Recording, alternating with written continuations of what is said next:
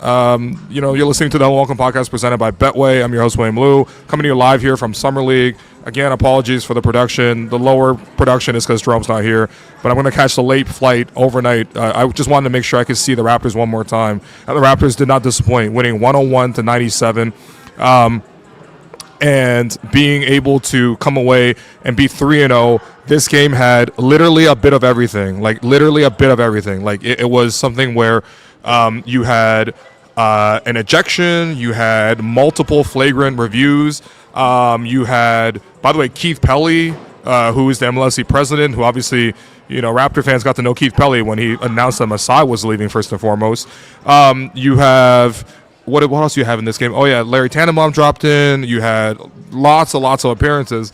And on top of that, you had a great game. Like, the Raptors continue to be must-watch basketball when it comes to this Summer League team. Like, I'm so in the bag for these guys. And, of course, this game was difficult at the start. The Denver Nuggets were really physical. I think that was something that the Raps were unable to really the Raptors were really unable to sort of impose their will on the opponent the way they had done to the Chicago Bulls and the way that they did to the Orlando Magic, largely because of the fact that even though the Raptors are physical, the Denver Nuggets are also physical, and it felt like the Nuggets were coming in with more 50-50 balls, but also they were just also able to be bigger than the Raptors at certain key positions too. And so especially that, and combine the fact that the Raptors just didn't have their offense spaced out well. They weren't really knocking down threes the way they needed to outside of Jacoby Walter, who had an amazing game. We'll get to him because he deserves it.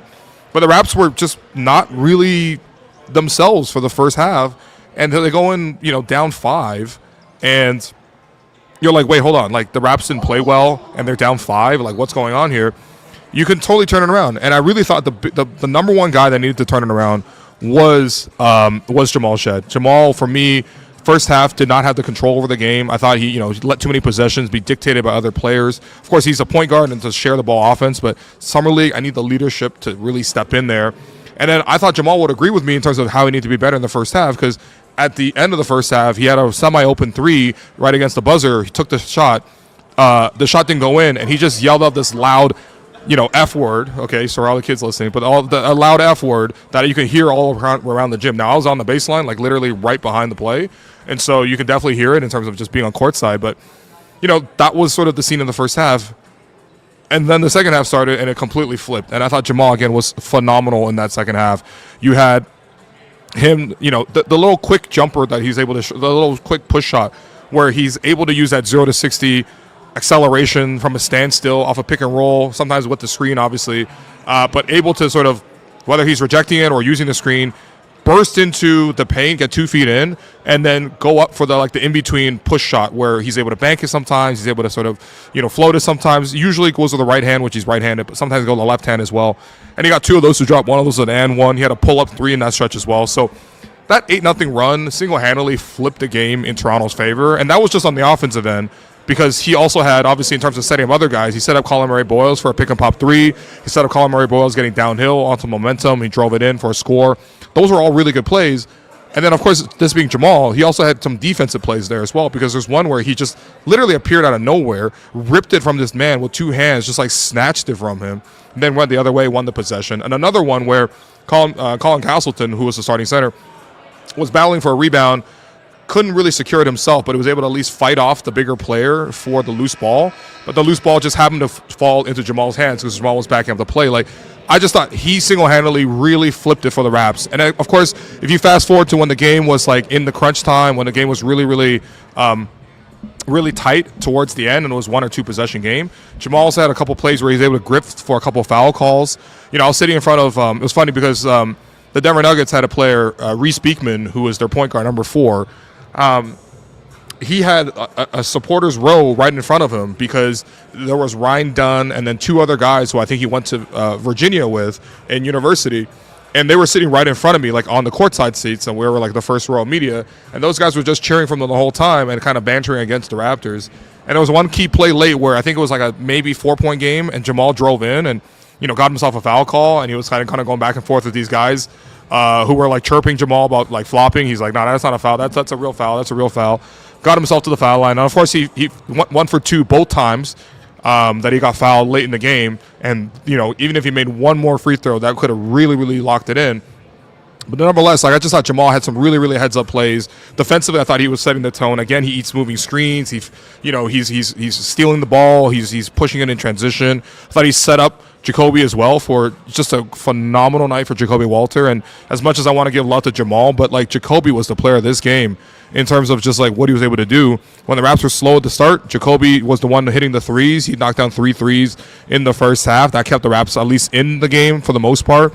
And then you saw a lot of Jacoby creating his own offense tonight, using pick and rolls, being able to distribute. He had 7 assists, too, which is probably got to be a career high for him, like even in G League or in the NBA and definitely in Summer League. Like 7 assists is really good. That led the team for the Raps, actually, for Jacoby. But he's also able to get his in-between buckets as well. He was able to play in transition. I love that, he was able to, like, just steal the basketball in the open court and turn it the other way. Like, he was awesome. And when Raptors PR came around to sort of ask, like, hey, who would you and Liban, because it's just basically me and Liban left to cover the Summer League team. I think actually me and Liban both getting out flights tonight.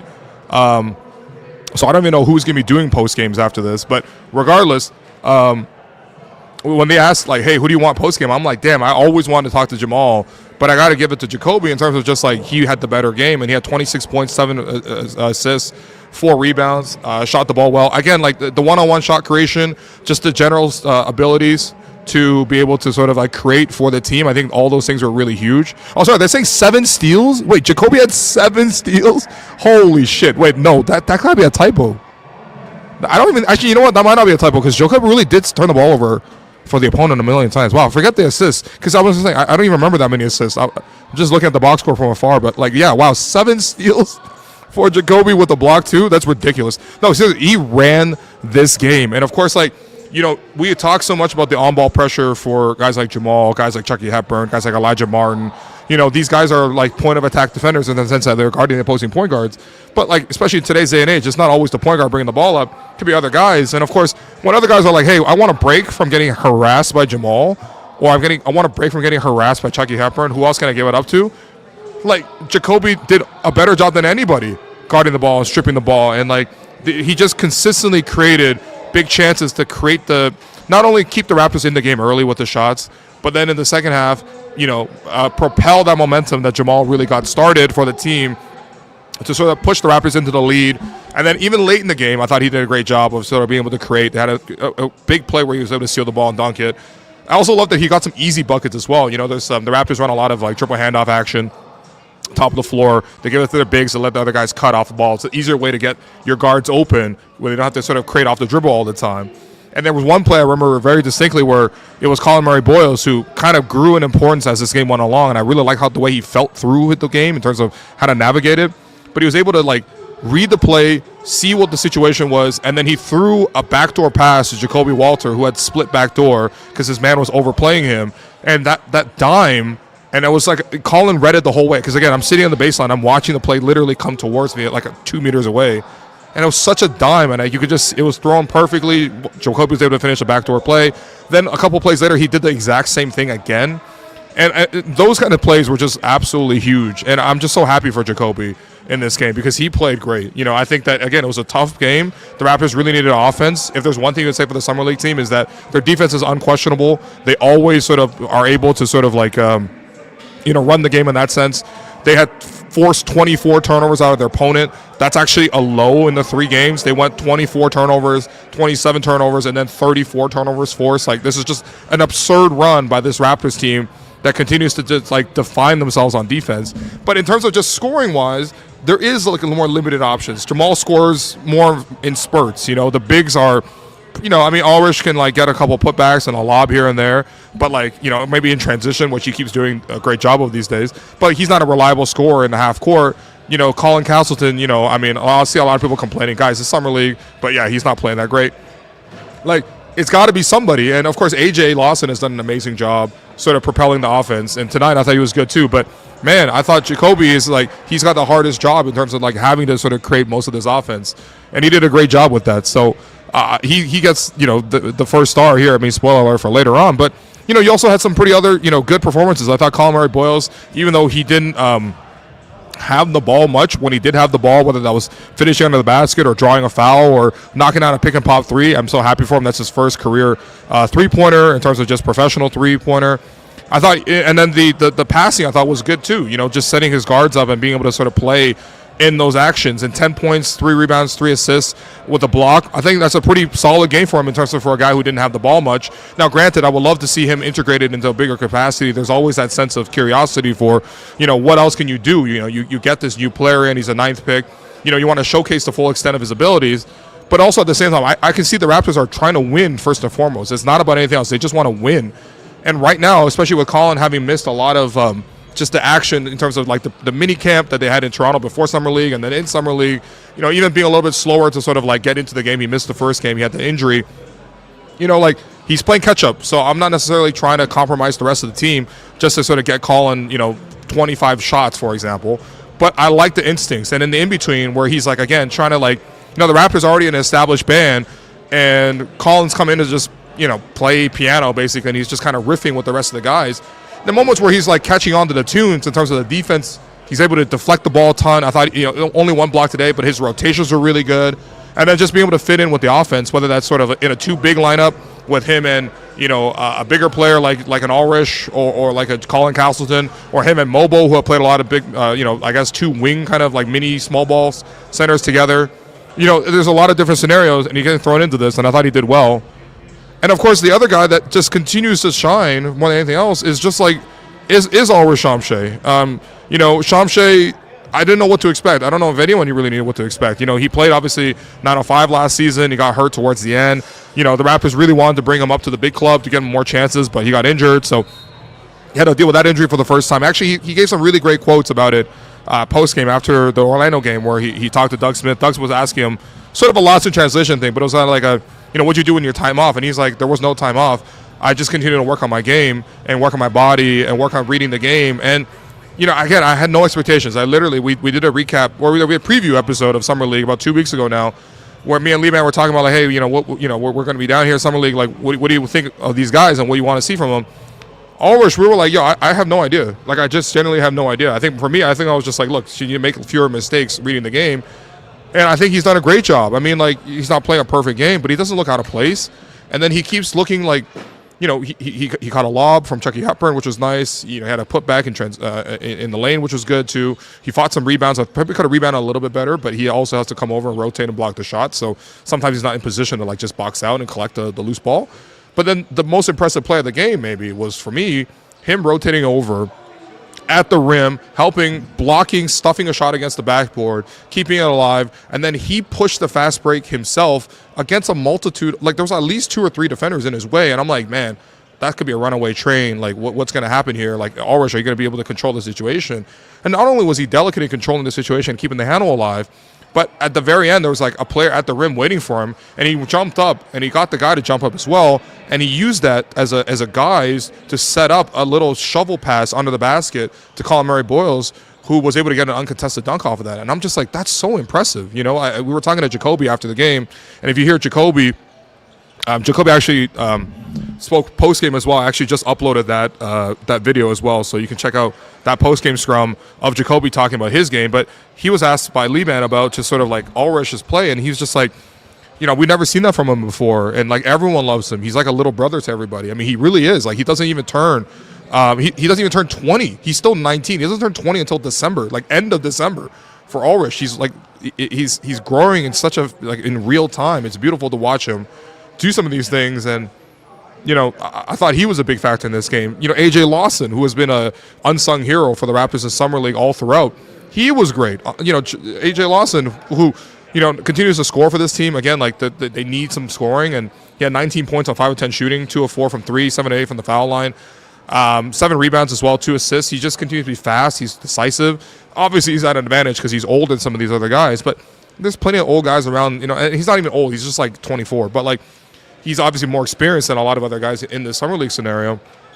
But he's capitalizing. He's doing a great job, and he's fitting the Raptors situation where he's able to create. He's able to sort of set up offense for the team. He's able to capitalize, and then he's also able to defend. Like, he doesn't compromise what they're trying to do defensively. And he's not as good as Jacoby. He's not as good as Jamal or Chucky, for example, on the on-ball defense. But he's doing his best to like fight and stay in front. And you know, he's not like one of these other guys that's just like using his size and experience to just like dominate. Like I watched like Drew Timmy earlier today. I'm like, man, all right, I know you could definitely dominate this level, and he does. You know what I mean? Like I was watching Javon Freeman Liberty again for the Bulls. I'm like, all right, you know, I kind of know where your game is. AJ, I feel like he's not dominating the ball. He's just capitalizing on the chances that he has. And of course, if anyone watched the broadcast today, there was also a whole, like literally just 5 fans who only one of them was wearing a Raptors jersey. A whole bunch of them were wearing like Duke jerseys, but they were actually singing "Happy Birthday" to AJ Lawson every single time he was able to step to the foul line. They were yelling like "More life," you know. It was so super cute. I don't understand. Like, you know, I talked to AJ actually after the game, and I'm just like, yo, like, did you know these guys? Like, are these like your boys from back home? Like, is what's happening? And he's like, dog, I don't know these guys at all. But you know, they're my guys now, and I'm just like, that's so funny because like you could literally hear it all the time. I think I actually retweeted a video from Liban of these guys sort of chanting and stuff. That was really beautiful. So that's just the game itself, and of course the Raptors should have won this by a lot more. They had once again missed a whole bunch of big key free throws, and the Nuggets definitely went on like this like crazy 3-point barrage towards the end, and that really helped them, you know, close the gap. But the Raptors would have had to choke to lose this game, and they did not, and they held on for the result. So that's the game portion. Now let me tell you about the physicality portion, and then maybe the most awkward portion of the game. So, you know, the physicality portion of this game was kind of absurd. Now, of course, Summer League is a time for everyone to train, not just players. So it's also time for, you know, younger referees to get their chance to sort of, you know, come in and get some game action, you know, alongside of some more experienced ones. But like literally, there's like hundreds of referees getting chances to officiate. And I'm not saying the inexperience alone was that, but there was just a lot of physicality. You know, I think a lot of it centered around two things. I think there's physicality in this Raptors sense of like trying to guard the ball, you know, trying to be aggressive, you know, not giving layups at the basket, and you know, obviously taking a foul. But like the Raptors didn't really like. I would say I don't think they went over the line except for maybe one instance. But I think on the Nuggets side, the physicality was also obviously like the legal side, but there was also just EJ Liddell who got himself ejected towards the end of this game. He just was involved in so many of these scrums. Like there's one play where Chucky Hepburn got blindsided by a screen when he was guarding the ball trying to full court, and whatever, his teammate should have called out a screen or whatever, but he got blinded by the screen, got completely wiped out, and then he like tripped his man going the other way, and like that was a flagrant foul. But like, you know, that for me was offside, because like even if you get blinded by the screen, you can't be tripping a guy. That's a dangerous play. But like afterwards, you know, you saw a play where there was a loose ball. I think Chucky threw a pass a little bit too high for Elijah. Elijah fumbled it. It was going out of bounds. The Nuggets won the ball, and then Elijah went to sort of bump him, you know, on the sideline, trying to like just, you know, prevent the fast break. And that, alongside of the Nuggets player slipping and losing his footing, you know, he crashed with his back onto the stanchion, which is like right beside. Like there's almost no gap at all. But that led to like a really scary play where he was down for a while, like in pain and screaming, and he didn't really return to the game. He like went off. Luckily, I got the postgame report. He's actually fine. He's actually okay. But like ultimately, like that led to a bit of a scrap there as well. And of course, EJ Liddell not only had the blind screen on Chucky, but he also came over here and tried to get into Elijah's face. Got himself double technicals for that. I mean, whatever. Maybe he's just standing up for his teammate, but you could just see the physicality of this game ramping up. And of course, the Nuggets were in control the first half, but when the Raps took control in the third quarter, took the lead, led by 12, and they had a play where they got Jacoby under the basket. Jacoby pump fake. EJ jumped up in the air, bit for the pump fake. I don't know, way down. This guy legit went for a flying elbow into into Jacoby, and like that obviously sparked a whole interaction. You know, credit to Jacoby for not reacting and sort of like letting his emotions get the best of him. I don't even know how you wouldn't, because it was such a dirty play, man. The guy was fully airborne and like made no play on the ball and led purely with his elbow. Like, are we talking EJ Liddell or is this Chuck Liddell? Like that shit was everybody stood up. Like everyone in the gym stood up. I heard on the broadcast, I guess Tom Crean was on the call. Shouts to Tom Crean, OG's old coach at Indiana. But Tom was like even calling this guy Bush League and just like throwing him out the game. Absolutely. There's no place in any game for that. That's ridiculous, man. Just because you're down 12 in the third quarter of a summer league game, ridiculous, right? But he like legit leads with that. A whole scuffle ensues. Right, it was right in front of the Raptors bench, so you know it's difficult, obviously, for the Raptors not to react. I'm actually really happy that none of the Raptors stepped on the court or whatever, because again, it could have been a lot bigger of a situation. There was a lot of things going into it. Ultimately, EJ gets ejected. Colin Castleton, credit to him, he actually stepped in and sort of like barked back at him a little bit, got in his face, he was on the court, so like it wasn't like he came out from out of play to do that, which would then have resulted in him getting ejected as well. But like I thought Colin was able to get in his face, but I also thought Darko, which the play happened right in front of Darko because the baseline section was Bobby Webster, Keith Pelley of MLSE, which we'll get to him in a bit too. But the Keith Pelley, president of MLSE, was there for his first game of Summer League, and then Darko was sitting there, and it was right in front of the thing. And then Darko even stepped in and sort of grabbed him. And I thought for a second, because you know how Darko has that, like, Darko has like those fierce eyes, man. Darko was like, I thought Darko was about to get in and start doing that Jeff Van Gundy stuff of like, let's get into the scrap and pull it down. So anyway, whatever. Ultimately, that's kind of was it. The game kind of calmed down afterwards. Like, thankfully, it didn't escalate beyond that because that's already bad enough. Like, you got a guy ejected, you got a guy a flying elbow, you got a guy, hurting his back and leaving the game. You got multiple flagrants. Like, it was just a lot. But ultimately, that was the physicality portion of the game, and certainly there was a lot of it. I liked the way Coach James Wade talked about it post-game as well. I'll upload that one a little bit later when I'm done this show. I want to get the Jacoby one out first, but like, James actually did the classy thing in terms of just like making sure to say that like he wants the Nuggets player to be okay. Apparently, he was in the Raptors system last year a little bit, so he's familiar with that player who got hurt in the back.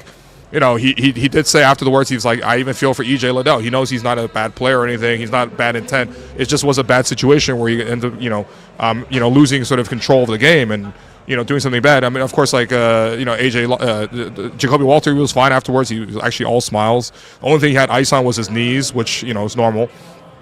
But yeah, like it was just like it was a whole situation, man. Like it was like a really scrappy and hard fought game, and of course it came down to an exciting ending towards the end too. And then of course on top of that, there was the Palace intrigue of the fact that you had some key figures in for this game. I'm actually going to take a quick break. I'm going to bring you a message from one of our beloved sponsors, and when we come back, I'm going to tell you what Keith Pelley of MLSE and also what Larry Tanenbaum were doing at this Raptors game. What's going on, everybody? The Hello and Welcome crew is officially headed to Las Vegas Summer League this week. What this means for the show is as follows. Officially, on the record, we're really excited to bring you the latest in the next generation of the Toronto Raptors and also other young NBA stars from across the league. But of course, unofficially, this being Vegas and all, we are really looking forward to crashing a few exclusive NBA parties, rubbing shoulders with some of your favorite media personalities, and of course, catching up with all our dear friends from across the league. And when it comes time to be reaching for a beverage, we'll be asking for a Simply Spiked for us and the whole crew. And here's the thing. The fine folks at Simply Spiked have been really kind to send us cases to try of their new beverages. And let me tell you from firsthand experience, these are very crushable drinks. The limeade flavor is a very refreshing take on the original. The blackberry flavor has a nice tart twist. And of course, the cherry one, you already know that's the bomb. At 5% alcohol and made with real fruit juices, they're perfect to bring to any summertime outing, whether that's rubbing shoulders with NBA people or just having a nice little picnic in the park. Pick up Simply Spiked at your local store, try some for yourself, and we'll catch you when we're back in Toronto. And we're back, and of course I gotta remind you, please celebrate responsibly, and you must be of legal drinking age, of course. But okay, back to this random Raptors Nuggets Summer League game. That was an instant classic. Seriously, appreciate everyone for leaving their thoughts on this ad. I'll get to them maybe a little bit later on as well. Do not bring out my old soup ad, please. But the Palace intrigue. So, for the first time in the Summer League, we actually got to see ownership in the house and also the MLSE president in the house. Now, I don't remember previous MLSE presidents really necessarily being involved. Like, you know what I mean? Like, I don't know. I mean, maybe Tim Lagway, who was here like 2014, but I do not remember it. Also, people are just randomly coming to take photos. That's kind of nice. I appreciate it, I guess. I wish I wasn't sweating so much and also had a cold. But in any case, so yeah, I mean, Larry Tanenbaum typically comes to these games, and even now, which obviously he's now in a minority ownership position, and he's no longer like the controlling party in sort of MLSE. Obviously, Rogers bought full control or 75% control. The other 25 is Larry. Larry still came down for Summer League. And it was really awkward because usually when you have these like big groups, everyone sits together. Like there's a whole block of like probably 15 courtside seats that everyone sort of sits together on, right? And so, like, you saw, for example, recently, for the last previous games, like, you had, like, the whole Raptors like, main roster, Scotty, Brandon, Emmanuel, RJ, all the teammates sit together, right? So there's plenty of seats, is what I'm saying. It's, like, literally blocked off for this specific purpose. Now, Larry pulls up with his wife and family, sits near the scorer's table, which is, like, typical, right? That's on the sideline, courtside. Bobby and Darko were there, and they were sitting on, just the three of them together, and it was cool. Then Keith Pelley pulls up, and he sits on the baseline, which is, again, a section away from the sideline. I mean, I don't have to explain the geography of the game. But he sits on the baseline, and he's there talking with Alex McKechnie. And I'm like, all right, maybe these two groups are sort of like, converge eventually, like, whatever, right? What was funny for me was at halftime, everyone did get together on the sideline and start talking a little bit. And, like, there wasn't a big conversation at all, really, between Larry and Keith, but it was at least cordial for the most part. Like, they probably just said, hi, how you doing, blah, blah, blah, and then that's it, right? Like, it wasn't a combo, really, just more of a greeting. And then what was funny to me was Bobby and Darko then went to sit on the baseline with Keith, and Alex replaced their seat with Larry on the sideline, and they continue to be two separate parties. And I'm just like, I've heard enough divorce jokes from Alex because, like or separation jokes from Alex where, like, I don't fully understand sort of how this stuff goes. But I think maybe when you're, like, kind of caught in the middle of the two parties, you kind of have to sort of put in FaceTime with both. And that kind of cracked me up in terms of just, like, basically them having to swap and sort of everyone put in FaceTime during this period. I thought it was even funnier. Not funny that Jacoby got fouled like that and that, EJ made that dirty play. But that was right in front of Keith. Like, literally, like, Jacoby fell in front of his feet on the baseline there. So the whole thing was just kind of wild, really. And more than anything else, like, I would love to know more about just sort of, like, this transition period, in terms of what they're going to do next, obviously with the team president. That was, like, 2-3 weeks ago now. And, of course, they did say they'll take as long as they need to sort of figure it out. But I'm hoping that, Bobby has interviewed for it. I'm hoping that, other candidates have sort of spoken and maybe they just reach a resolution somehow. Because, quite frankly, I'm not even looking to see Keith Pelley's presence in the Raptors. Like, he's not really part of it in that way, in that day-to-day way. It should be a team president and a GM and the rest of the front office and the coaches or whatever and the players. That's the team. I shouldn't have to see the team president in this sort of fashion. But, hey, it was kind of interesting. And, again, it added another layer of sort of what's going on in this game, again, which it was a classic. And that's why, despite the fact that I got a flight to catch in about an hour and a half, despite the fact that I got a bit of a cold, despite the fact that I literally got no producers with me, I still wanted to give you this postgame report because I know it wasn't perfect, especially with the audio mix-up at the start. For people listening not live, you'll just miss it because I'll just cut it out. But, like, this is just a really fun game, and I'm really happy with it. And, again, if you didn't get a chance to, please go watch all the coverage that we put out in the Summer League, time. I mean, we have been running nonstop. Yeah, of course, we've been partying as well. It's Vegas. But in all the moments that matter, in terms of, like, having to cover this team and getting the chance to get access, we've been trying to make the best of it. Like, we're obviously giving you the post games, which, I love doing anyway. I would do it even when I was at home.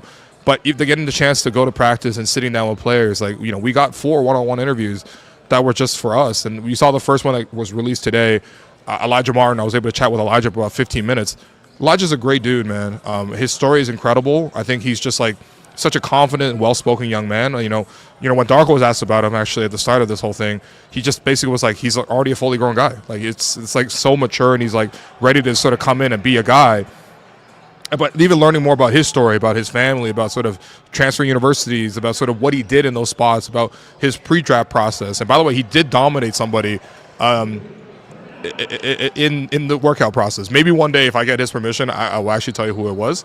It's someone in the Eastern Conference. They got drafted to the Eastern Conference. We'll drop one more hint. But, like, ultimately, yeah, like, it was really great to sort of chat with him. That was our first one-on-one interview. We got one with Jamal Shead that I'm so excited about. It's a little bit shorter, 8 minutes, but it's really, really good. Like, it's that Norm Powell 8 minutes level of just, like, feel good. Jamal's also the best interview on the team, honestly, for me. So I was super thrilled to just talk to Jamal. His energy was amazing. Got to chat with Chucky Hepburn as well, which we haven't talked about too much just in the course of Summer League, but we'll get a chance to sort of, catch up with him. That was about a 10-minute interview. And even something with Sandra Mamash-Kelashvili, which was a little bit shorter, but also really, really fun just to get to know him. And also, he's got a lot of famous people in his life, like Giannis and Wemby. So we're really happy with that. But of course, like, it came down to summer league, and I realized like nobody was posting their scrums on YouTube, and so I'm like, let me try to use what I can with just a little handheld camera and a little lav mic, and just try to give you the post game scrums too, or even practice and stuff like that. And I honestly, I'm just grateful that everyone received it really well. Like, for 1 year in, like, yeah, we launched this thing a year ago. This is actually our second summer league, but basically when we first started was like we were summer league last year. Now we're summer league here. Just so proud of us, man. Like we hit 10K on YouTube in terms of subscribers. Appreciate all of you guys for sort of putting that in terms of just like, I know we prompt you all the time to sort of like hit subscribe, but I think we've also given you reasons to hit subscribe. Like we bring you an interview with Bobby Webster. We bring you an interview from the players. We bring you the post-game scrums, post-game shows live. Adam Silver popped in. I forgot. How could I forget? Last time I was sitting in this chair, Adam Silver popped in. It was crazy. Like, and like, I hope you guys understand that, like, obviously there's a business portion of this too, and like, obviously we're actually doing well on that end as well. So I don't want to I never want to put out the impression that like like we're struggling. We're not. Genuinely we're not. But you have to know this is like a labor of love from all of us. Like, again, like I look kind of crazy. This gym is empty. Everyone's in there watching Hanson Yang, or everyone's just leaving and having a good time in Vegas. I got a flight to catch. I got nothing in front of me outside of this, but I'm like desperately trying to bring you as much content as possible. And the reason I'm trying to do that is because I think the Raptors deserve it. I think especially the summer league team, they deserve it. I mean, they deserve my best anyway because that's the job. But like this team itself is fucking inspirational to watch. I'm sorry, but like I'm so smitten by sort of how they're playing. And again, they're not dominating teams in that way where it's like, oh, they're like just crushing teams with all the talent in the world. They don't have all the talent in the world, but the way they're playing, the way they're together, and the behind-the-scenes moments that I can't capture and bring it to you, like, love these guys. Like, I genuinely love this team. Like, it's really, really fun, and I can't wait to hop on a flight, get back to Toronto, obviously recover a little bit, and then, bring you a banter pod. It's going to be a great banter pod, by the way. We've got a lot of content that way. But also just get back to watching this team because I'm actually really sad right now having to close up shop and go back on a red eye. The reason I even booked this late-ass flight is just so I can watch one more of this game. And this was a really fun game, and it's going to be worth it when I lose sleep and obviously get a little bit of a cold. But, like, this team's amazing, man. This team's actually really, really fun. And I'm actually really proud of all of you guys for being on this journey with us, man. Seriously, this was really fun. And saying goodbye to some of the players, saying goodbye to the coach, saying goodbye to the team staff, like, saying goodbye to Bobby, got to meet his family. Like, I can't say enough, man. I genuinely had a wonderful Vegas trip. And the Raptors themselves, my last thing is just go out there and get this thing. Win the chip. Win the Summer League chip. Sounds ridiculous. I don't care. You guys deserve it. The way you guys compete, that's how you should treat everything. But in particular, right now, the task is get that Summer League chip. Go ahead and do it. Jacoby did say after the game he's going to go and have that. So that's the React Pod. The 3 stars from tonight, if you want that. Jacoby's going to get the first star, 26 points, 4 rebounds. Not 7 assists. 0 assists, actually. Straight buckets. But 7 steals and a block. That's unbelievable. Jacoby was so good tonight. And, of course, you could hear his postgame exclusive at Hello and Welcome podcast on the YouTube channel. I think I'm going to give the second side to Jamal. Jamal had a great stretch. I mean, Jamal played great in stretches. But, again, it's the most Kyle Lowry thing about him is that he can just string together 4, 5, 6, 7 plays in a row. Kind of goes into, like, a manic mode. And then he just, like, is able to change the game. He was a force at the start of the third quarter to change the game. 16 points, 3 rebounds, 8 assists, 2 steals, 2 blocks. Did a great job in 27 minutes. I need a third star. I'm going to give it to AJ Lawson. Happy birthday, AJ Lawson. 19.7 rebounds, 2 assists. Wore a great shirt after the game as well. I'll post that.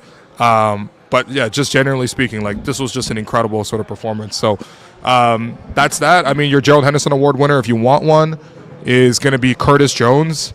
Shouts to my Liverpool player, number 17, Curtis Jones. The scouts are in our team, especially now that Trent is gone. But Curtis Jones of the NBA actually had 20 points tonight, and he was knocking down some big threes towards the end. So good for Curtis Jones. I wasn't really aware of his presence in the first place. But, I hope he's okay. I'll love to boo-booey. Again, he's actually okay. It seems like he's actually perfectly fine. It was a scary situation, but I think he's going to be able to carry on. So, more than anything else, I'm actually happy he's physically okay. That was one of the good updates from the Nuggets after the game. So, thanks, everyone, for listening. Again, check out all the content on the channel. Hit subscribe. We're going to have lots of stuff. Banter pod coming your way. More interviews coming your way. Unfortunately, no more post-game scrums because we're leaving. But, enjoy the ones that you have seen, right? Because this is our last chance to hear from Jacoby for a while. Last chance to hear from, coach, I mean, big shouts to coach, man. Shouts to Coco. He did a great job in terms of just like being able to articulate and speak to the group. He gives out great confidence. Obviously, he's been a head coach before. He was a head coach for the Chicago Sky before joining the Raptors, but he's a very, very charismatic man and has a very adorable child as well. Shouts to Jet, trying to take Jet out for ice cream. Actually, that's what Coco's doing after this win. So, thanks everyone for listening. I'm gonna close up shop here. Try to catch my flight. Appreciate everyone. And yeah, hit subscribe on the way out. Apologies again for all the bad production at the start of it. This is why Jerome's essential. But man, like I can't believe I'm saying this, but I'm so sad to leave the Summer League, man, because this was a really fun one. Like, it really, really was fun. So we'll catch you when I'm back in Toronto. This has been a Hello Welcome podcast presented by Betway. And yeah, love you guys, man. Seriously.